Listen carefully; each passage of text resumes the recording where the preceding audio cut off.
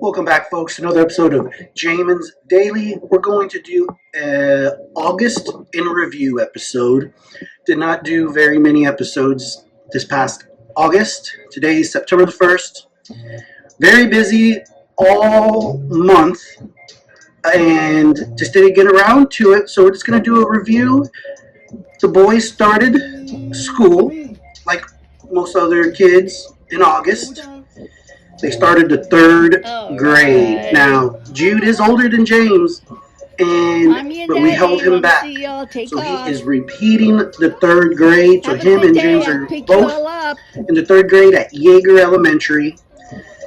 Now, Jude's in special ed program, so they're not in the same class, but sometimes when Jude gets mainstream, he goes to different classes. He is in the class with James, which is kind of cool. I never went to school with my brother, really. He was 4 years older than me, so when I went to high school, he was already graduated. When I went to middle school, he was already in high school kind of situation. So they're together. It's cute. They did institute a new dress code, which is a little annoying because now they have to wear solid colored shirts or polos or a Spirit shirt. No graphic tees, none of that, which makes it easier, really, when it comes to getting them dressed and what they're going to wear, but I didn't have a bunch of that, so I had to go and spend money and buy more clothes, which we did, so I'm not really complaining. Again, makes it easy to get them dressed. And so far, they've had a meeting the teacher tomorrow. It's meet the teacher day. So we're going, they've been at school for 2 weeks now. Tomorrow's meet the teacher after. There's the meet the teacher before, and now there's meet the teacher post first day. They get to tell us, how they're doing and stuff. So we'll see. Now, the other thing that happened in August was that Jude lost his Medicaid. I knew that this was happening since last year. He was denied his renewal, which would have been March the 1st, or really February the 28th. Would have been his last day on Medicaid. But we appealed, went through this whole long appeal process, which didn't end, and he got denied. So he lost his services August the 1st. So all of August we had to go without his Medicaid, being on the medically dependent children's program. And so there was some adjustments that were needed to be made, but the biggest deal was securing his medicine, which is extremely expensive. Emflaza costs thousands and thousands of dollars a month. I think it's like $8,000. And with his Medicaid and my primary insurance, they would cover it. One would pay one part, the other would pay the other. Well, without the Medicaid, the deductible after my primary insurance is like $1,000, 800 and something bucks, all right, which is a lot of money. So, but if there's a will, there's a way. And so they were going to give him the generic form of Emflaza, which then my deductible would have only been 150 bucks. But I was like, no, I can do better. So I hooked up with PTC Cares, and they got on the phone with the insurance company, the pharmaceutical, and guess what? Boom, we get deductible assistance. So now not only do I get the name brand Emflaza, which is the only thing Jude has ever taken, but I get it for free because the deductible assistance pays the copay. Whereas they wanted to give me a generic and make me pay 150 bucks. Now I'm getting name brand, not having to pay. So thank you, deductible assistance pharmaceutical company out there covering the cost. So Jude got his medicine, came in, didn't miss a beat. So that was really a huge weight lifted off my shoulder. That was the biggest concern and anxiety that I had regarding losing his Medicaid was his medicine. But we figured that out. The other thing that happened this past month in August is Aunt Mo lost her appendix. She had appendicitis, I think is what it's called.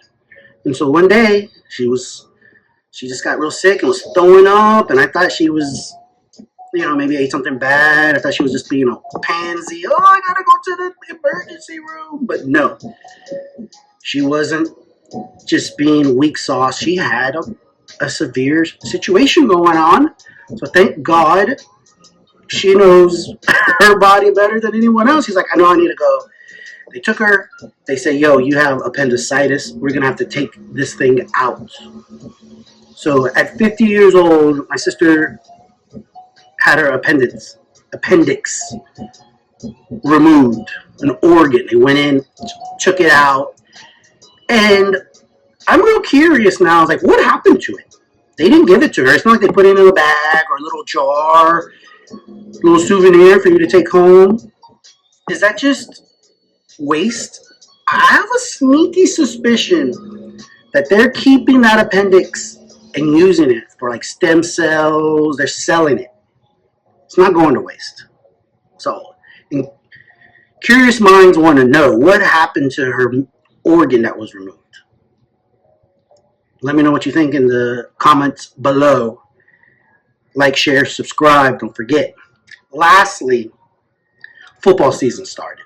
Thank God. And first was high school football, which my niece is on the drill team. But not only is she on the drill team, but she's the colonel. She's like the head honcho. And she's an amazing dancer. So we go to the games. Only reason why I go to the games. Last couple of years, only reason why I go to games because my nieces have been in the band or part of the halftime show.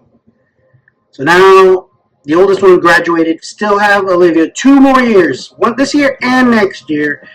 Got to go to high school football games, but it was fun hanging out with the fam. There was some issues with the tickets, the school, the whole ticket setup. They messed up. It was a huge cluster, But we got in. Our team won. Olivia performed well. And so that was, the tickets thing was all around pretty much a headache. But you live and you learn. Then my Aggies played. And they won.